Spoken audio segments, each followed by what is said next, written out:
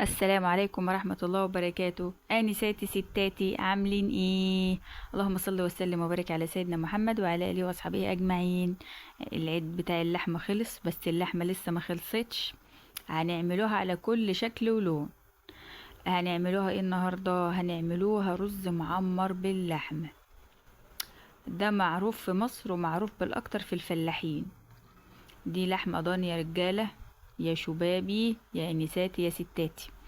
طبعا انا سلقاها وجهزتها بقى. في اللي بيشوحها كده على الناشف من غير ما تستوي، وفي اللي زي حالتي كده بيعملها مستوية و فانا سويتها الاول، وبعدين بقى غسلت الرز كويس، وهحط عليه بقى جبت ايه كيلو لبن، واللهم صل على سيدنا محمد، وملح وفلفل اسود.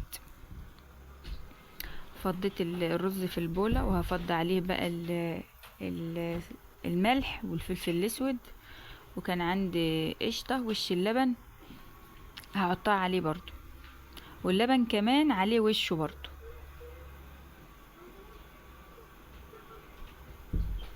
احنا بنحبه كده ليه، اللي هو اللي يبقى الرز المعمر باللحمة ده يبقى دسم حبتين، حبتين تلاتة يعني، مش هكدب عليكم. آم، فهمسك بقى كله كده، اعجن اعجن في قلب بعضه.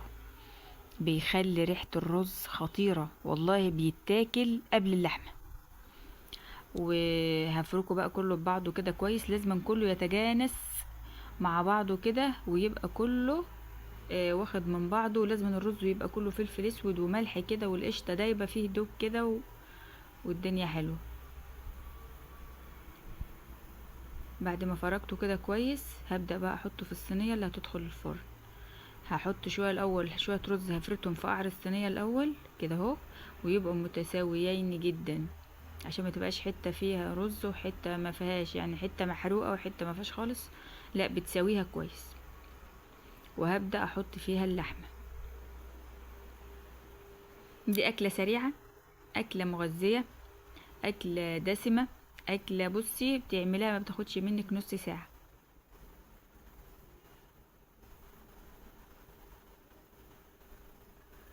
هبدأ أرص بقى اللحمة في الصينية من تحت أهو.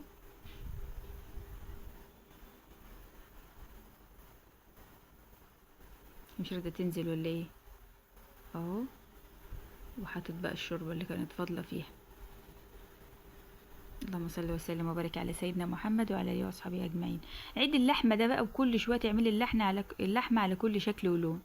شويه في مع خضار، شويه تعمليها مع الفته، شويه تعمليها مع الرز، شويه تعمليها مع الخضار كده بالتسبيكه. شوية تعمليها مشوية، شوية تعمليها كفتة، شوية تعمليها كده. نوعي، ما يبقاش كله نفس الريتم، عشان ما تمليش انت وعيالك من اكل اللحمة، بتبقى الناس طالعة ايه. فلازم تنوعي كده في اكل اللحمة بالذات. هبدأ احط بقى بقية الرز. ومش ضروري اللحمة تتدري، لان كده كده الرز بيزيد في السوى، وهيغطيها يعني هيغطيها، ما تقلقيش. هحط لها كيلو لبن، وهزود بقى عبار الرز بمية، او زي ما انتوا شايفين. يمكن اخواتنا العرب ما يعرفوش الطريقة دي غير من المصريين. هم عندهم اكلة شبيهة لها، اللي هي الكبسة. جميلة برضو، اكلة جميلة قوي وانا بحبها.